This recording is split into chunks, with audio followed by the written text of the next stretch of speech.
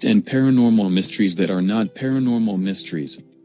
Right from the start, tales of things that are just so weird they can only be described as paranormal beyond normal have been popular.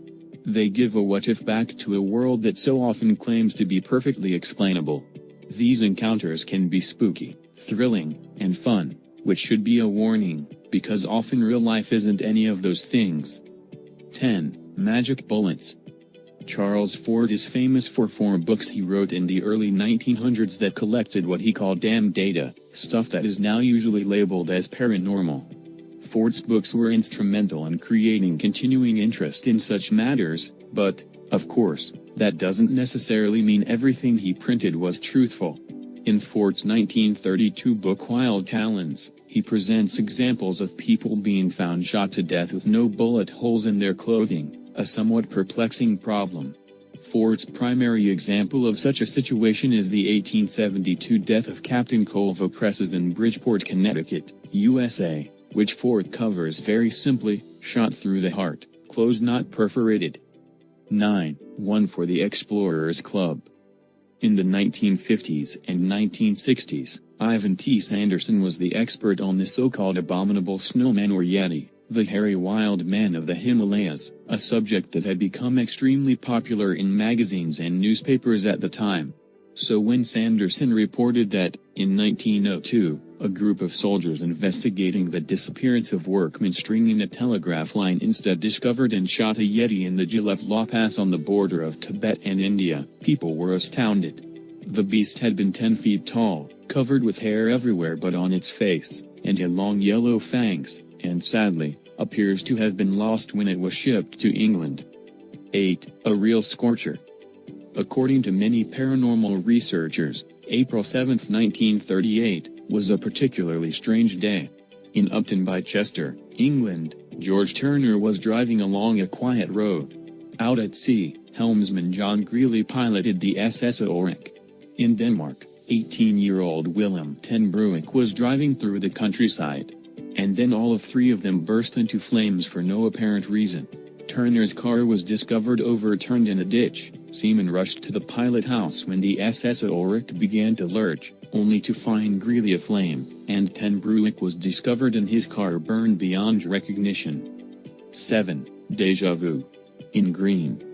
In 1965, author John Macklin reported a truly weird event, one for which, he assured readers, he had seen documents, reports, and witness testimony that proved the event occurred. In August 1887, Macklin stated, 2 children, a boy and a girl, were discovered in a shallow cave near the village of Banjos in Spain. The children didn't speak Spanish, wore clothes that appeared to be made from a metallic cloth, and had green skin.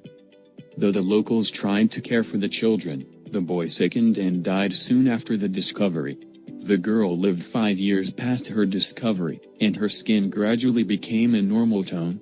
After she learned enough Spanish, she said she and her brother had come from a land with no sun, that everyone there had green skin, and they lived in perpetual twilight. She never was able to explain how she and her brother had somehow traveled to where they had been discovered from their own land. 6. The Final Getaway. In November 1856, John Wilhelm Gebhard was hanged for a murder he insisted he had not committed.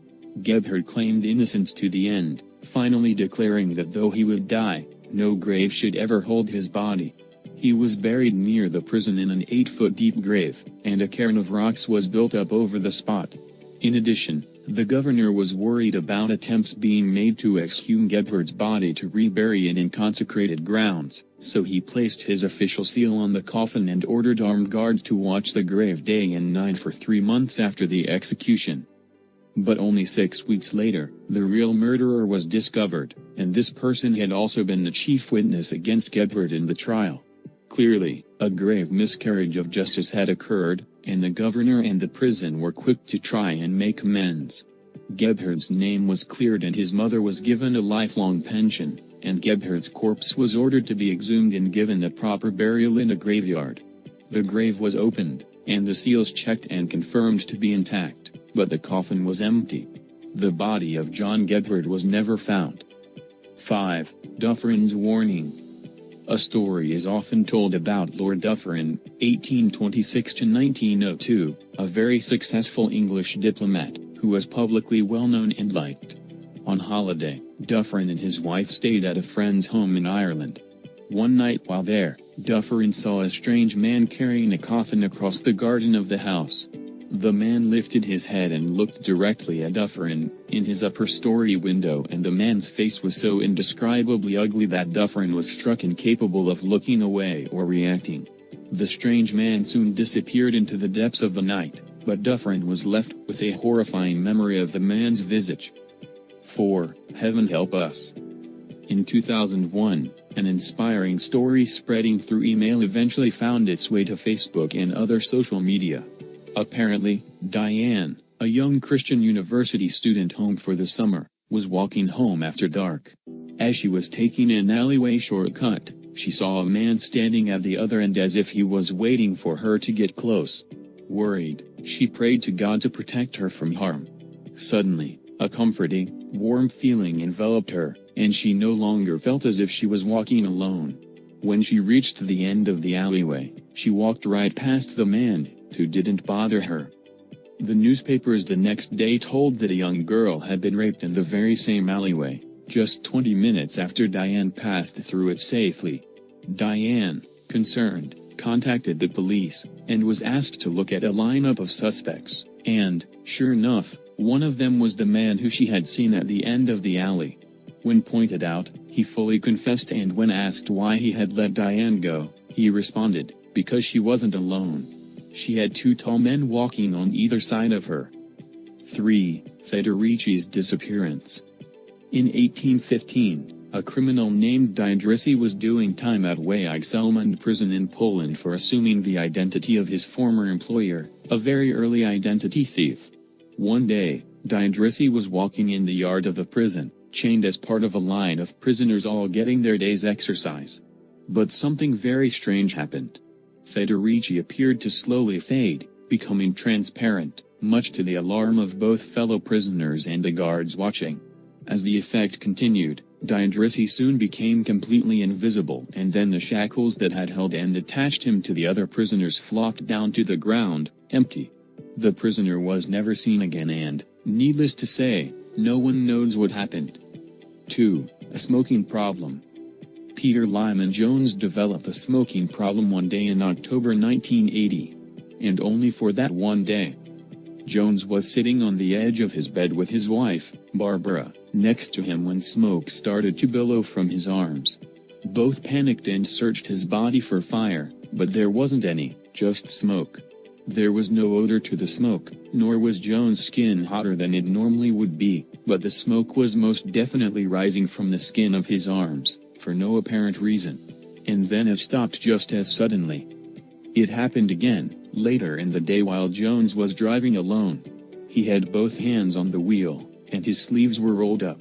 He was able to see the smoke coming from his arms was a pale blue-gray in color which had a metallic taste to it, as it filled the car's interior. Perhaps understandably, Jones didn't mention this second occurrence to his wife until months later, and the smoke never appeared again. 1. Out of time. In June 1950, a New York City morgue received the body of a man who had been struck and killed by a car. He was quickly identified as Rudolph Fentz based on the contents of his pockets, but that didn't prove very helpful.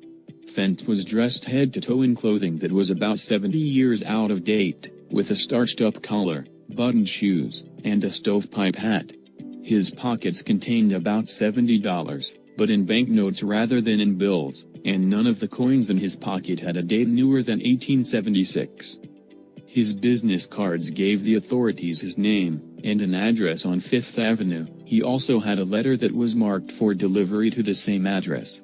But that address was a business, and no one there had ever heard of Rudolph Fentz.